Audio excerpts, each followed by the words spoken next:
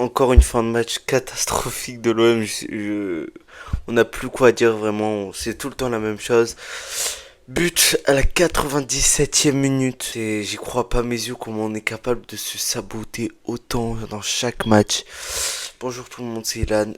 On va parler de ce match de OM Strasbourg. Possible que demain je refasse une vidéo pour reparler de ça parce que c'est catastrophique. Likez, abonnez-vous si c'est pas déjà fait. On va déjà commencer par le fait qu'il y a eu énormément de banderoles. Je ne saurais pas toutes vous les citer, mais il y en a eu pendant le match, avant le match. Il y en a eu plusieurs. Il y a eu Longoria, ma courte cassez-vous. Je vous mettrai sûrement des images pendant le truc.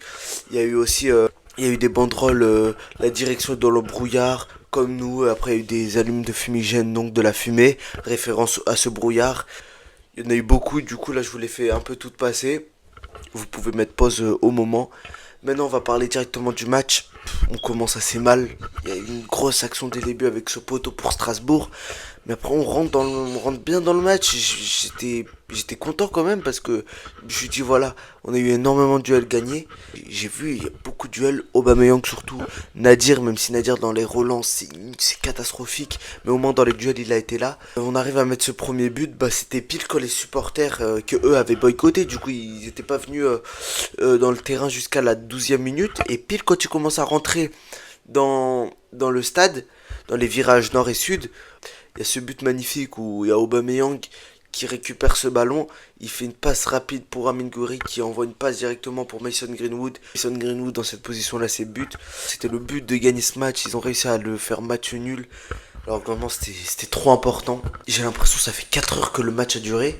Mais genre c'était pas beaucoup d'actions, mais genre une grosse action pour chaque équipe toutes les 10 minutes à peu près. Il est bizarre à analyser ce match. Je sentais qu'il y avait un malaise, j'ai l'impression, je sais pas trop, mais j'arrive pas à vraiment mettre des mots dessus.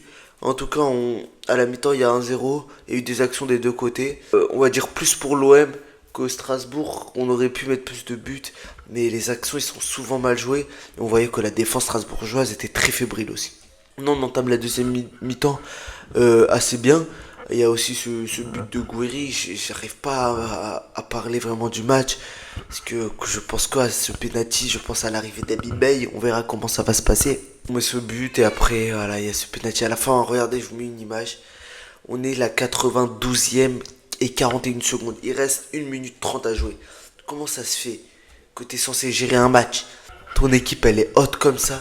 Il n'y a pas de milieu de terrain. Elle est coupée en deux. Il y a deux. Il y a l'attaque, il y a la défense, le milieu de terrain, on ne sait pas où il est parti. Un côté avec le pressing, un côté avec la défense, donc un gros trou. Et c'est ce qui amène aussi le but, parce que ça amène l'espace pour l'ouverture pour Godot, je sais plus comment il s'appelle. Et après, il y a ce centre, tête de Panicelli, arrêt de roulis magnifique. Et après, ça revient. Emerson qui essaye de dégager. Mais je sais plus si c'est Barco ou quelqu'un d'autre. Il met le pied avant. Et du coup, il envoie un gros coup de pied dans son mollet. Et ça fait penalty. Hein. Y a rien à dire. On espérait que Rouli allait l'arrêter. Il aurait pu faire mieux quand même. Ça lui tape un peu ici. Il part un peu vers la droite, mais pas trop. Il a pas vraiment choisi de côté. Il part comme ça. La balle arrive vers lui. Lui, il part. Et la balle lui touche un peu comme ça. Et il a pas assez la main ferme pour l'arrêter, malheureusement. Donc ça fait 2-1. Je sais pas si j'ai hâte de l'arrivée d'Abi Bey parce que il y a aucune assurance. On sait pas vraiment comment ça peut se passer avec lui. J'espère que ça se passera bien. Dans tous les cas, on va le soutenir. Mais là, c'est trop grave. Je vous mets les classements. Le classement, c'est on est trop loin de Lyon.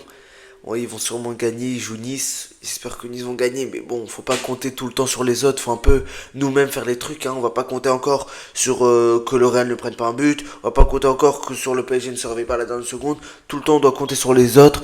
C'est grave. Non, faut qu'à un moment ou l'autre, on se prenne en main. Et je vous mets d'ailleurs une autre stat. Regardez-moi ça. L'OM, tous les buts en dernière minute qu'on prend.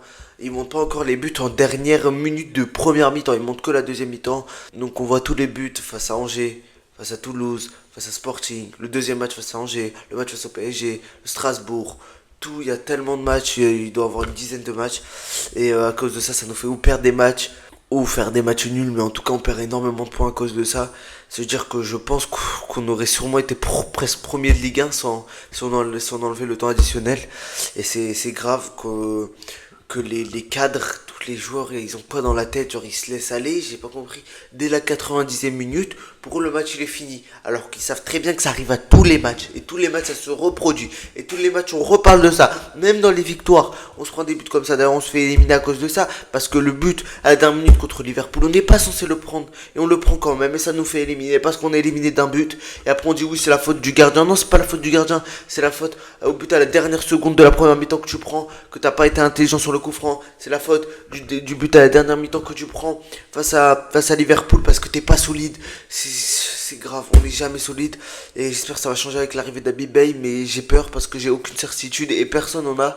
Mais en tout cas, on espère tout ce qui va réussir. Merci à tous d'avoir regardé la vidéo jusqu'ici. N'oubliez pas de liker, de vous abonner. C'était Ilan. Ciao.